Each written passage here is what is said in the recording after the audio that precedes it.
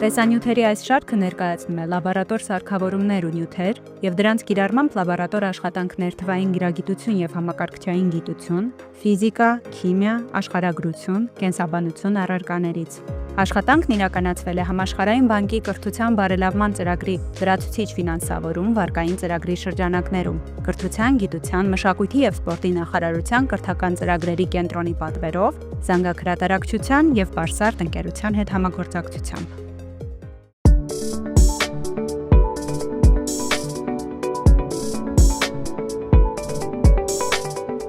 Ողջույն։ Այսօր մենք մանրադիտակով կուսումնասիրենք սոխի արմատի գագաթի բջջային ցիկլի տարբեր փուլերում գտնվող բջիջները։ Բոլոր կենդանի օրգանիզմների աճի, վերականգնման և վերարտադրության հիմքում ընկած է բջջային բաժանումը։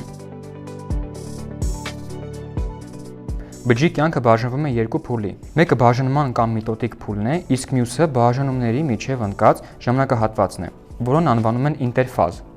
Այս ամբողջ ընթացքը կոչվում է բջջի կենսական ցիկլ։ Ինտերֆազում բջիջը մեծանում է, սինթեզում է սպիտակուցներ,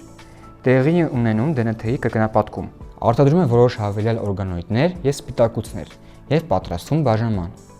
Միտոզում բջիջը բաժանվում է ստեղծելով գենետիկորեն նույնական երկու դուսր բջիջ։ Միտոզը իր հերթին կազմված է 4 իրար հաջորդող փուլերից՝ պրոֆազ, մետաֆազ, անաֆազ և թելոֆազ։ Պրոֆազում կորիզը մեծանում է, քրոմոսոմները պարուրվում են, կարճանում և հաստանում։ Այս փուլի վերջում կորիզաթաղանթն անհետանում է և քրոմոսոմները հայտնվում են ցիտոպլազմայում։ Մետաֆազում քրոմոսոմները դասավորվում են ցիտոպլազմայի հասարակածում, հավասարաչափ հեռանալով բևեռներից։ Անաֆազում քրոմոսոմները պառակտվում են երկու քրոմատիդի և տեղափոխվում բջջի հակառակ բևեռներ։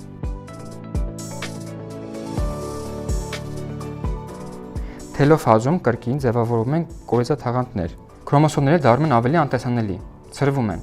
Թելոֆազի ավարտին բջիջները բաժանվում են երկու դուսր բջիջների։ Բուսական բջիջներում միտոզը տեղի է ունենում մերիստեմ կոչվող հյուսվածքում,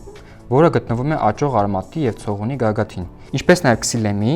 և ֆլոեմի արանքում գտնվող կամբիումի շերտում։ Մերիստեմի բջիջները տարբերակված չեն։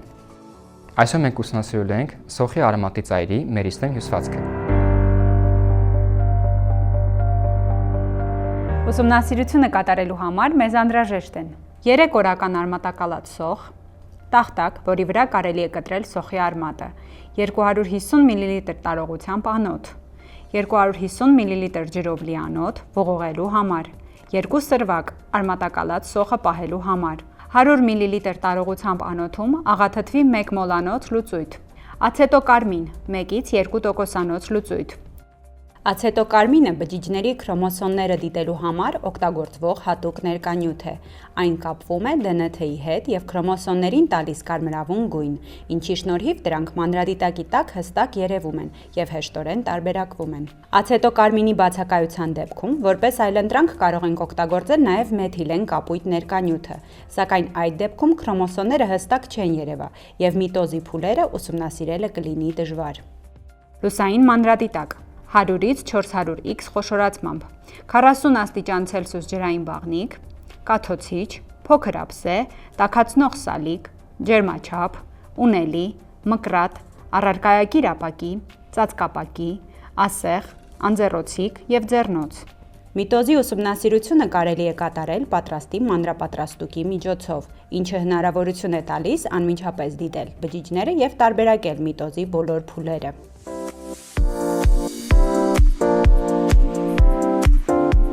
Մեկ մոլանոց աղաթթուն գրգռիչ հատկություն ունի։ Այդ նյութի հետ աշխատելիս պաշտպանելիս ակնոց կրել։ Ացետոկարմինը վտանգավոր է և կարող է ներկել մաշկն ու հագուստը։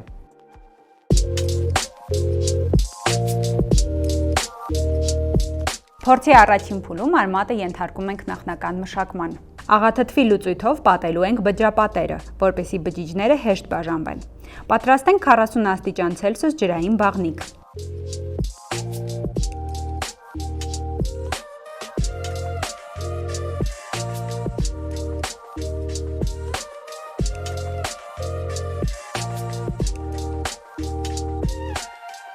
Կաթոցիչի օգնությամբ սրվակներից մեկը կիսով չափ լցնենք 1 մոլ անոց աղաթթվի լուծույթ։ տեղավորենք 40 աստիճան Ցելսիուս ջրային բաղնիքում և պահենք մոտ 15 րոպե։ Սա անում ենք, որպեսզի թթվի ջերմաստիճանը հավասարվի ջրային բաղնիքի ջերմաստիճանին։ Փայտիկի օգնությամբ արմատակալած սոխը տեղավորենք սրվակի վրա այնպես, որ արմատները գտնվեն թթվի մեջ։ Նպատակը արմատների մերիստեմային հատվածը թթվով մշակելն է։ Սպասենք 5 րոպե, ապահովում ենք թթվի ազդեցության լիարժեք ընթացք։ Այժմ անցնենք արմատի ներկման փուլին։ Փայտիկի օգնությամբ արմատակալած սոխը հանենք աղաթթվի լուծույթից։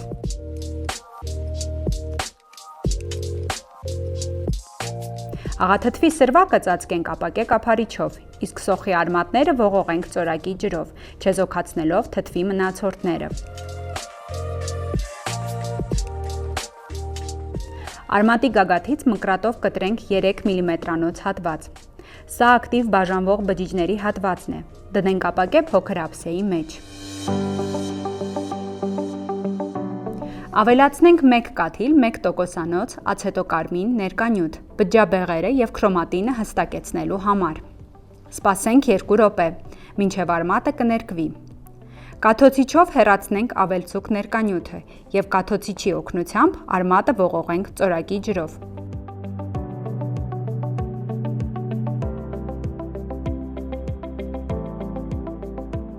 Հիմա պետք է պատրաստենք մանրապատրաստուկը։ Ունելիով արմատի հատվածը տեղադրենք առարկայակիր ապակու վրա։ Արմատի վրա ավելացնենք 1 կաթիլ ջուր և ասեղի օգնությամբ արմատը զգուշորեն տարածենք առարկայակիր ապակու վրա։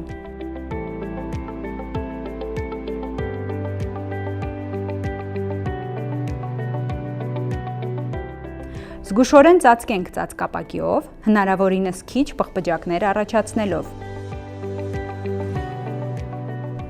Անձեռոցիկով մաքրենք ծածկապակուց դուրս մնացած հեղուկը։ Մատով նրբորեն սեղմենք ծածկապակին, արմատի գագաթը ճզմելու և տարածելու համար։ Այժմ, երբ արդեն մանրապատրաստուկը պատրաստ է, անցնենք դրա մանրադիտակային ուսումնասիրությանը։ Մանրապատրաստուկն ուսումնասիրենք լուսային մանրադիտակով, նախ 10x, հետո 40x խոշորացմամբ։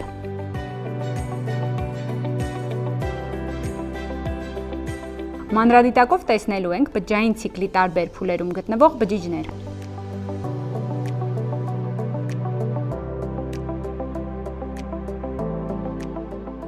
Այժմ փորձենք տեսնել ինտերֆազում գտնվող բջիջները։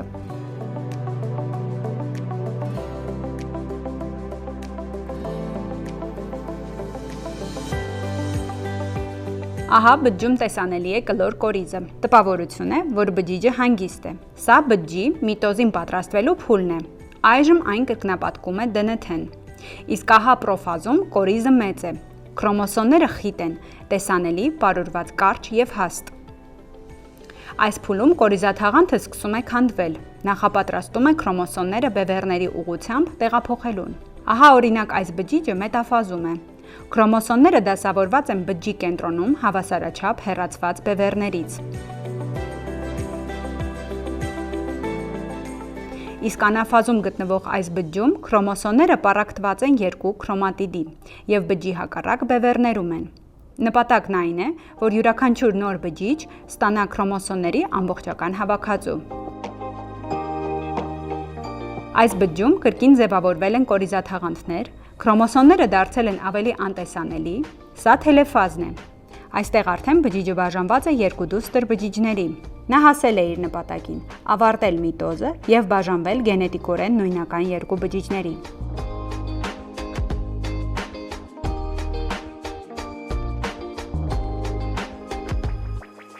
Ավարտելուց հետո օգտագործված բոլոր առարկայակիր ապակիները և ծածկապակիները դնում ենք ախտահանիչով լցված բաժակի մեջ։